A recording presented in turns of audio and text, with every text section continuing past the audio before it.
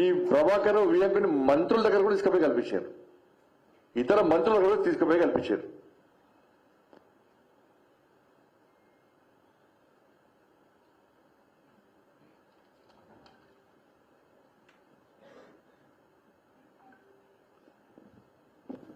కాబట్టి ఇప్పటికైనా కాంగ్రెస్ పార్టీ ప్రభుత్వం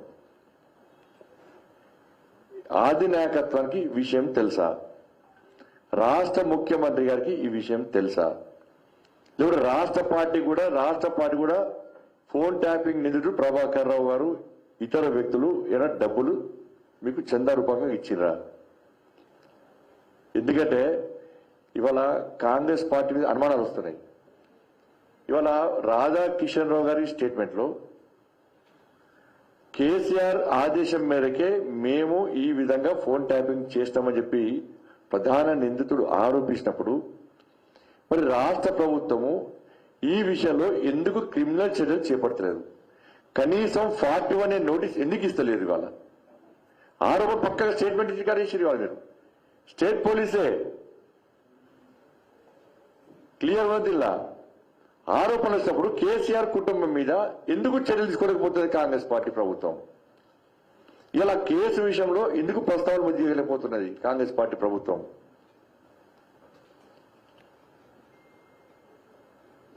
ఎందుకు నీరు గార్చే ప్రయత్నం చేస్తుంది కాంగ్రెస్ పార్టీ ప్రభుత్వం?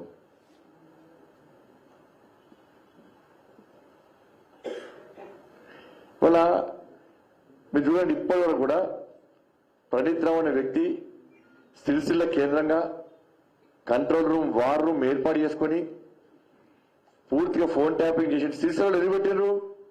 సిరిసిల్లలో కేటీఆర్ కొడుకు ప్రాతినిధ్యం వహిస్తున్నటువంటి ప్రాంతం, కేసీఆర్ కొడుకు తెలియకుండానే పెట్టిండారా సిరిసిల్ల? అంటే దీని ద్వారా కేసీఆర్ సంబంధం ఉంది, కేసీఆర్ కొడుకు సంబంధం ఉంది. దానిలో దానిలో ఏ మనం అనలేదు. సిరిసిల్ల కేసీఆర్ కొడుకు అడ్డా అని చెప్తాడు, నీకు తెలియకుండా ఎవరో వాళ్ళగాడ నీ కంట్రోల్లో నీ కబందాస్తాలు పెట్టుకున్నావు. కాబట్టి ప్రణీత్ రావు అనే వ్యక్తి ఫోన్ ట్యాపింగ్ చేసిన తర్వాత, ప్రభుత్వాలు మారిన తర్వాత హార్డ్ డిస్కులు ఏవైతే ఉన్నాయో పూర్తిగా వైర్లు కట్టేసి హార్డ్ డిస్కులను పూర్తిగా ధ్వంసం చేసి 2 వీలర్ మీద పోయి మూసీ నదిలో పడేసినా అక్కడిక్కడ పడేసినా అన్నప్పుడు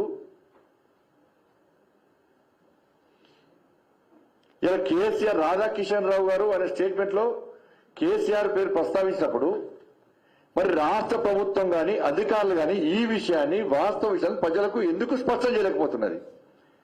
ఇంతవరకు ప్రజలకు ఈ విషయాలను ఎందుకు వివరించలేకపోతున్నది? ప్రజల ముందు ఈ వాస్తవ విషయాలను ఎందుకు ఉంచలేకపోతున్నది?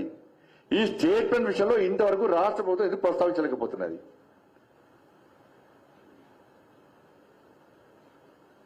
కాబట్టి కుమ్మక్క రాజకీయాలు. ఇంతవరకు రాష్ట్ర ప్రభుత్వం అఫీషియల్గా ఎక్కడ మాట్లాడలే, అధికారులు ఎక్కడ అఫీషియల్ స్టేట్మెంట్ ఇవ్వలేదు. ఇంతవరకు కూడా మొత్తం కేసు రిమాండ్, నిందితులు రిమాండ్ వేరు, విచారణ చేయడానికి కస్టడీ తీసుకున్నారు, వాళ్ళు స్టేట్మెంట్ రికార్డ్ చేశారు. దానిలో కేసీఆర్ పేరు వచ్చింది, శ్రీశైలంలో కేసీఆర్ కొడుకు తెలిసే జరిగింది. దీనికి కరీంనగర్ సంబంధించిన మంత్రి హస్తం ఉంది. ఆ మంత్రి కూడా కేసీఆర్ కుటుంబానికి సన్నిహిత సంబంధాలున్నాయి. కోట్ల రూపాయలు చేతులు మారినాయి.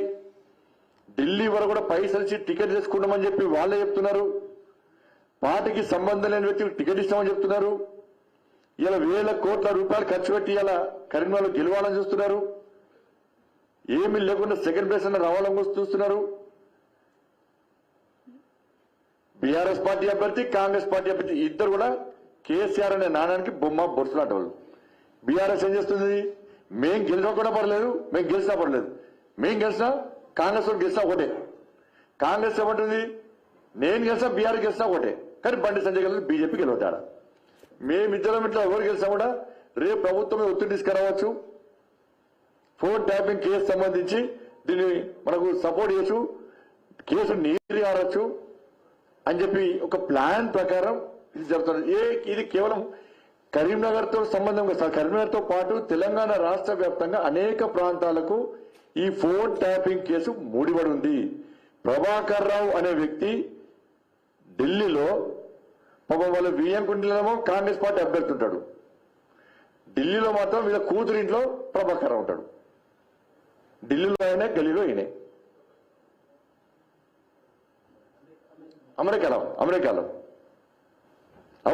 ప్రభాకర్ రావు గారి ఎవరింట్లో ఉంటాడు? అశోక్ రావు గారి కూతురింట్లో ఉంటాడు వియ్యంకుడు వాడు. కాంగ్రెస్ పార్టీ అభ్యర్థి మాత్రం కరీంనగర్లో వాళ్ళ ఇంట్లో ఉంటాడు. ఆయన రాడు. ఇప్పుడు ఆయనకి ఇంకో 10 సంవత్సరాలు వీజా ఉంది, రాడు. రావద్దాం కూడా ఊరుకుంటున్నారు కాంగ్రెస్ పార్టీ వాళ్ళు.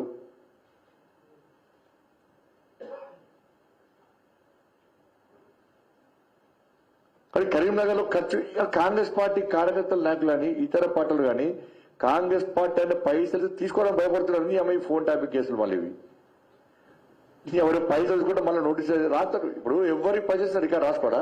ప్రభాకర్ రావు లెక్కరు కదా, అశోక్ రావును ఎవరెవరికి పైసలు లెక్క రాయడా? లెక్క రాసి చేస్తాడు. ఫలానా కార్పొరేటర్కి ఇంత ఇచ్చినా, ఫలానా కాంగ్రెస్ పార్టీ నాయకుడికి ఇంత ఇచ్చినా, ఫలానా వ్యక్తులకు వీళ్ళకి ఇంత ఇచ్చినా, ఈ ఏరియాలో ఇన్ని వంచిన పైసలు 500 రూపాయలు 1000 రూపాయలు వంచిన అని మొత్తం వస్తే పంత నోటీస్ వస్తాయి. అందుకే తీసుకోవడం భయపడుతున్నారు. ఇప్పుడు కాంగ్రెస్ పార్టీ ఇచ్చే పైసలు తీసుకుంటే ఏ ఫోన్ ట్యాపింగ్ కేసులు ఇంతమని చెప్పి భయపడే పరిస్థితి కరీంనగర్లో ఉంది.